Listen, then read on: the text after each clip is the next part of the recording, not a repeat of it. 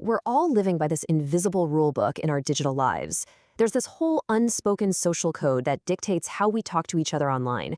Today, we're going to decode it. We're going to pull back the curtain and reveal the hidden meanings you might be missing in your everyday chats. You've been there, right? You get a text and you just stop. You stare at it, trying to figure out the tone, what the real meaning is behind the words. The exact same message from your best friend feels warm and friendly, but from someone else, it just feels off.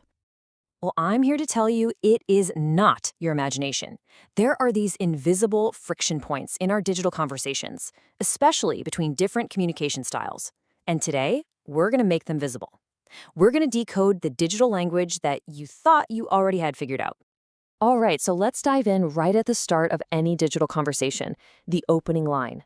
This is exactly where the first, and honestly sometimes the most confusing signals get sent. First up, what I like to call the hey enigma. Just 3 little letters, H-E-Y. It seems so harmless, doesn't it? But this one tiny word can be a massive point of miscommunication. It can mean so much, or, well, so very little, all depending on who's on the receiving end. And this right here is where we see a pretty big divide. For some people, hey is just a simple, direct hello. It's a straightforward way to kick things off. But for others, it can feel like a low-effort test. The subtext they're reading is something like, I'm here, but you're going to have to carry the conversation. It's not about one being right and one being wrong. It's about completely different expectations being packed into one tiny word. But, it's not even just about the words we pick. It's about how we choose to send them. Think about it. Are you typing out a message, or are you hitting that little microphone button to send a voice note? Your choice says a lot more than you might realize. See, it all boils down to this idea of perceived effort and intimacy. Texting is our default mode. It's quick, it's efficient, but yeah, it's often way less personal. A voice note, on the other hand, that takes more effort. You have to find a quiet place, think about what you're going to say. That extra step is seen as higher effort. And hearing someone's actual voice, that instantly makes things feel more intimate. Oh, and we have to talk about this one. This very modern feeling, read receipt anxiety. Come on, we've all been there. You send a message, you see that little word seen or read pop up, and then nothing. Crickets. The minutes tick by and your brain just starts spinning, going through every single possible reason for the delay. But here's the thing, and this is so important. Seen does not mean understood.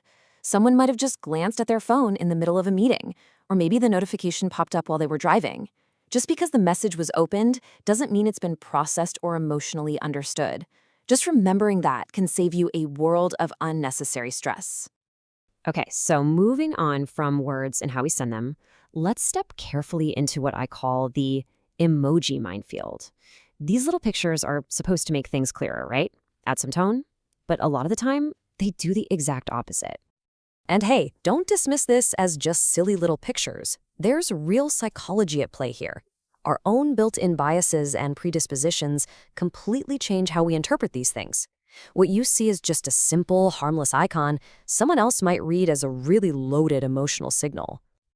Let's take the classic thumbs-up emoji. This one is a huge point of confusion. For one person, it's the peak of efficiency. It just means, okay, got it, conversation over.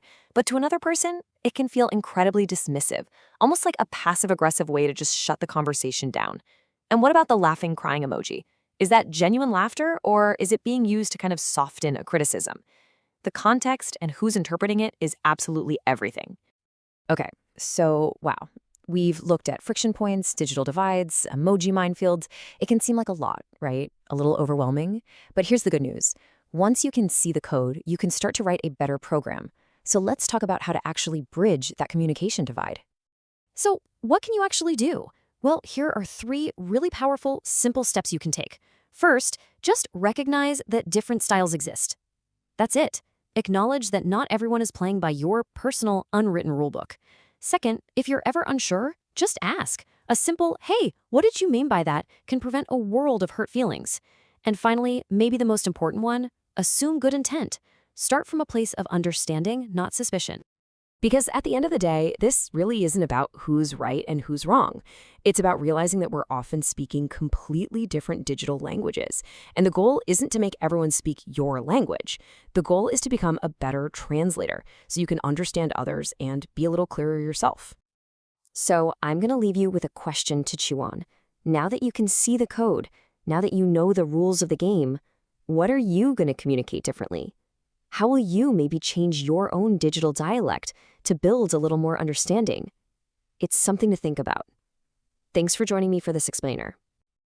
If this video made you feel better, please consider subscribing.